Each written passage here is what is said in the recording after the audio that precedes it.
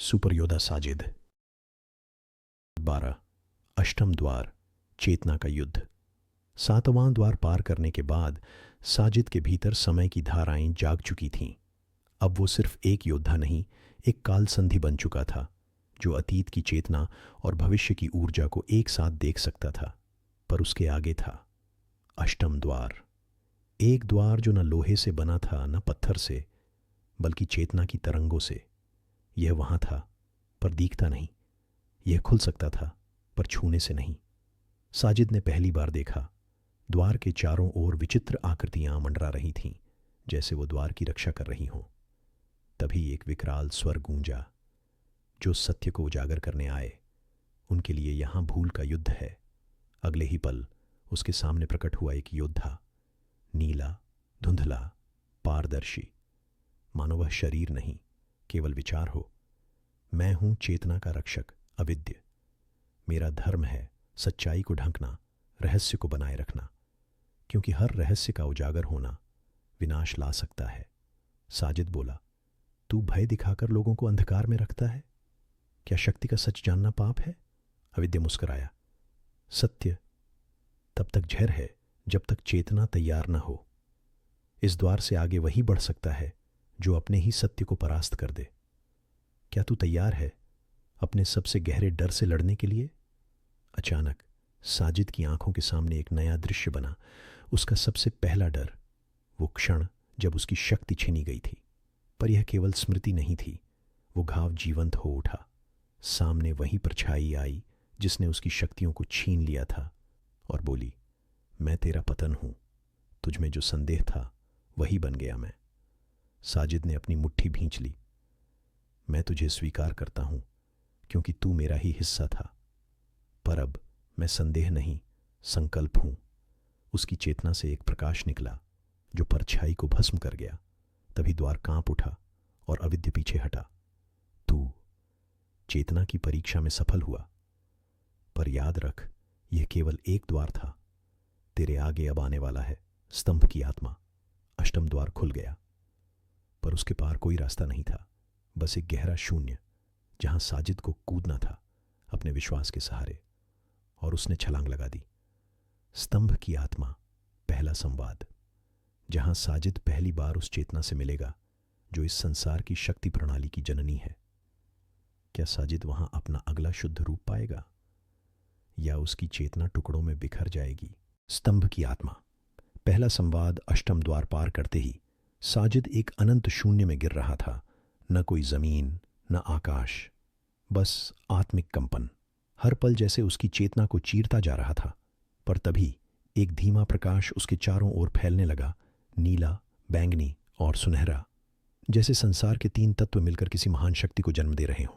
और फिर एक आवाज गूंजी, न नर की, न नारी की, बल्कि सर्वस्व की।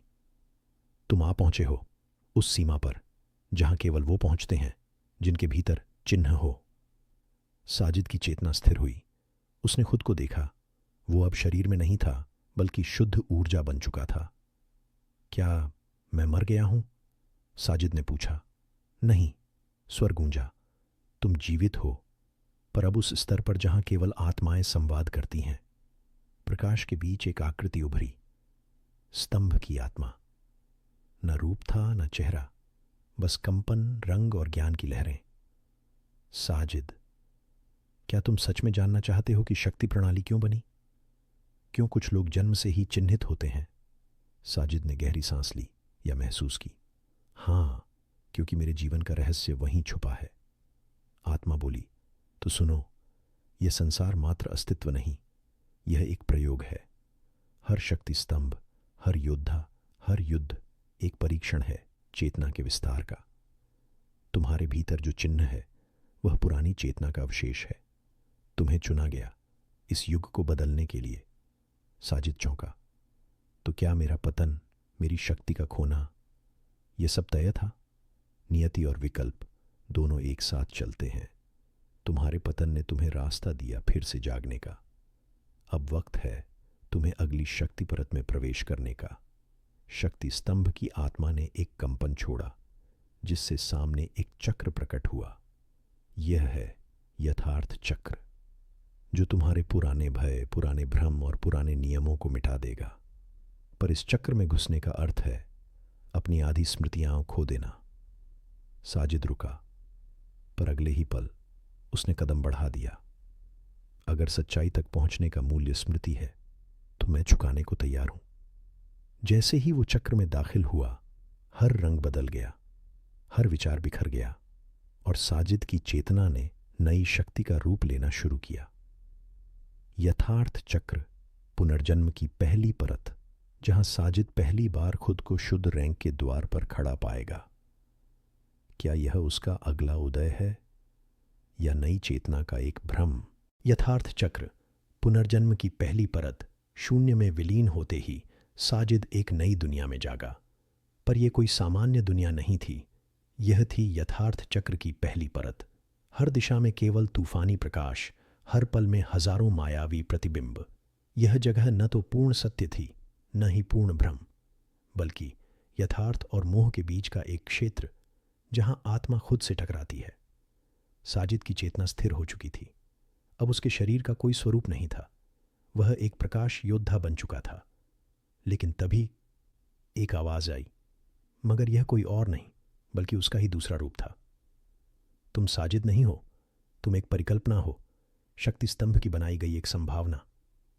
सामने एक आकृति उभरी, बिल्कुल साजिद जैसी, पर काली आभा से घिरी। मैं हूं तुम्हारा ही छाया रूप। वो साजिद जो कभी डरा था, टूटा था, हार मानना चाहता था। तुम तब तक अगली परत में प्रवेश नहीं कर सकते जब तक मुझे स्वीकार नहीं कर लेते। साजिद चौंका। ये कोई साधारण लड़ाई नहीं थी, ये आत्मा का आत्मा से संवाद था। अगर मैं तुझसे लड़ूंगा तो क्या खुद से युद्ध होगा? नहीं, छाया बोला, तब तुम खुद को अधूरा मान लोगे। पर अगर तुम मुझे अपनाओगे तो शायद पूर्ण बन सकोगे। साजिद ने आंखें मूंदी। वो हर उस पल को महसूस करने लगा जब वह टूटा था, गिरा था, खुद को खो बैठा था। हर हार, हर दर्द, हर पछतावा उसके सामने एक प्रकाश धारा बन गया। और फिर, मैं तुझे नहीं मिटाना चाहता, मैं तुझे समझना चाहता हूं, साजिद बोला। उसकी छाया मुस्कुराई। वह धीरे धीरे उसकी ओर चली और दोनों आपस में एकीकृत हो गए। एक तेज प्रकाश फटा जिसने पहले परत को भस्म कर दिया और फिर आवाज आई, तुमने पहला द्वार पार कर लिया है, अब अगली परत में प्रवेश करो जहां तुम्हें मिलेगा तुम्हारी शक्ति का सच। अचानक एक प्राचीन शिला साजिद के आगे प्रकट हुई। इस पर उकेरे गए थे कुछ रहस्यमयी रैंक। पहले 8 रैंक तो वो पहचानता था, पर फिर नीचे लिखा था रहस्यमयी शक्ति रैंक, शुद्ध रैंक, शुद्ध रैंक। यह वह स्तर है जहां आत्मा और शक्ति एक हो जाते हैं। साजिद ने जैसे ही हाथ आगे बढ़ाया, एक नीलवर्णी चिन्ह उसकी हथेली पर उभरा, धड़कता हुआ जैसे स्तंभ की स्वीकृति। अब तुम तैयार हो आत्मशक्ति की अगली परीक्षा के लिए। शुद्ध रैंक का रहस्य, जहां साजिद पहली बार देखेगा एक ऐसी शक्ति को जो ना किसी ग्रंथ में लिखी है, ना किसी योद्धा ने जानी है। क्या यही उसका नया जन्म है या एक नई लड़ाई की शुरुआत? शुद्ध रैंक का रहस्य पहली परत के पार पहुंचने के बाद साजिद एक निर्जन भूमि में पहुंचा, जहां ना आकाश था न धरती, बस एक सफेद आभा से घिरा शून्य। यह था शुद्ध क्षेत्र, रेल्म ऑफ प्यूरिटी, जहां न कोई छल था न कोई भ्रम। यह क्षेत्र केवल उन्हीं को स्वीकार करता था जो अपने भीतर के अंधकार से गुजर चुके हों। साजिद के हाथ पर बना नीलवर्णी चिन्ह अब चमक रहा था। वहीं सामने एक स्तंभ आकार की रचना बनी जिस पर खुदे थे शब्द, यहाँ शक्ति नहीं मिलती, यहाँ तू स्वयं शक्ति बनता है। तभी एक आवाज गूंजी, न नर न नारी, न क्रोध न करुणा, बस एक शुद्ध चेतना। तू कौन है जो शुद्ध क्षेत्र में प्रविष्ट हुआ? क्या तुझ में इतना साहस है कि तू अपना स्वरूप त्याग सके और नया स्वरूप जन्म दे सके? साजिद ने उत्तर दिया, मैं अब वो नहीं जो कभी था। मैं अब एक सवाल हूं और इस सवाल का उत्तर मैं खुद बनना चाहता हूं। अचानक स्तंभ में कंपन हुआ। एक प्रकाश पुंज सामने आया और उससे प्रकट हुई एक आकृति, एक वैदिक योद्धा, शुद्ध वस्त्र, माथे पर त्रिकाल चिन्ह और शरीर से निकलती स्वर मालिकाएं। मैं हूं शुद्ध रैंक का रक्षक। और मेरी शक्ति है स्वर ज्ञान। हर ध्वनि में छिपा है ब्रह्मांड का उत्तर। उसने साजिद की ओर देखा। तू अब तक नॉविस से वॉरियर तक पहुंचा, फिर मास्टर की चालें सीखी। अब तुझे केवल रण नहीं, आत्मस्वर भी सीखना होगा। शुद्ध रैंक शक्ति का वह स्तर है जहां योद्धा की शक्ति कर्म से नहीं बल्कि उसके विचारों से आकार लेती है। यह शक्ति आत्मा की भाषा को संसार की ऊर्जा से जोड़ देती है। रक्षक ने एक स्वर निकाला और साजिद के चारों ओर संगीत की लहरें गूंजने लगीं। हर स्वर एक याद बनकर सामने आया, उसका बचपन, उसके गुरु, उसकी असफलताएं, और फिर तेरी शक्ति सिर्फ तलवार नहीं, तेरी शक्ति स्मृति भी है। रक्षक बोला। साजिद घुटनों पर आ गया। उसके भीतर स्मृतियों का विस्फोट हुआ और तभी उसकी आत्मा से निकली एक नई ऊर्जा जो किसी मंत्र की तरह थी। यूएम श्रद्धाया आत्मशक्ति समर्पयामि।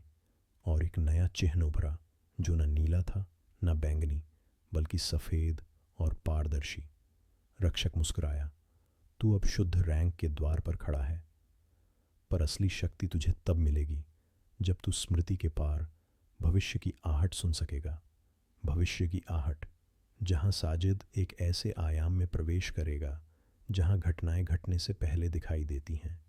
क्या वह वहां अपनी आगामी नियति को देख पाएगा या वो खुद को खो बैठेगा समय की धारा में? भविष्य की आहट शुद्ध रैंक के द्वार से गुजरने के बाद साजिद एक अजीब आयाम में प्रवेश कर चुका था। यह न कोई भौगोलिक स्थान था और न ही किसी समय रेखा का हिस्सा। यह था काल पूर्व क्षेत्र, प्री टाइम रेल्म, जहां घटनाएं घटने से पहले स्पंदन के रूप में मौजूद रहती हैं।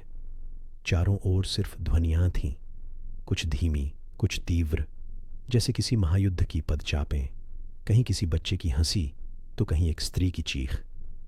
यह क्या है? साजिद ने स्वयं से पूछा। तभी एक आवाज आई, वही स्वर जो पहले शुद्ध रक्षक की शक्ति में सुनी थी। ये हैं भविष्य की आहटें, वो घटनाएं जो अभी हुई नहीं पर होने को आतुर हैं। एक तेज प्रकाश के साथ साजिद के सामने 3 दरवाजे उभर आए। हर दरवाजे के ऊपर एक शब्द लिखा था। पहला संभावना, दूसरा विकृति, तीसरा नियति। इनमें से एक रास्ता तेरा है, पर सही चुनना ही तेरी आत्मशक्ति की परीक्षा है। साजिद पहले संभावना द्वार में गया। वहां उसने देखा वह शक्तिशाली बन चुका है। लोग उसे राजा मानते हैं, पर वह अकेला है, हर रिश्ता खो चुका। वह बोला, शक्ति बिना रिश्तों के एक सूनी तलवार है। फिर वह विकृति द्वार में गया। यह एक भयावह भविष्य था। साजिद एक अंधकारमय योद्धा बन चुका था, जिनकी आंखों में रोशनी नहीं बल्कि बदले की आग जल रही थी। वह पूरी दुनिया को घुटनों पर लाता, पर हर बार उसकी आत्मा चीखती, यह मैं नहीं हूं। साजिद कांपा। आखिर में वह नियति द्वार में पहुंचा। यह सबसे रहस्यमयी था।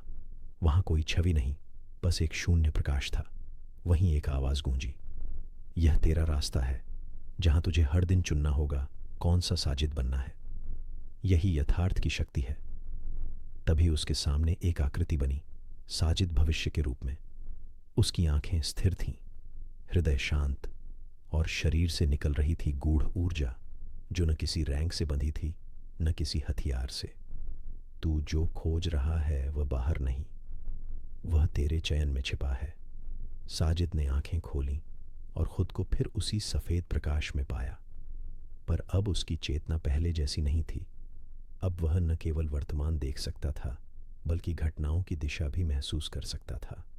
उसके माथे पर एक अदृश्य चिन्ह उभरा जो केवल काल पूर्व क्षेत्र में सक्रिय होता था।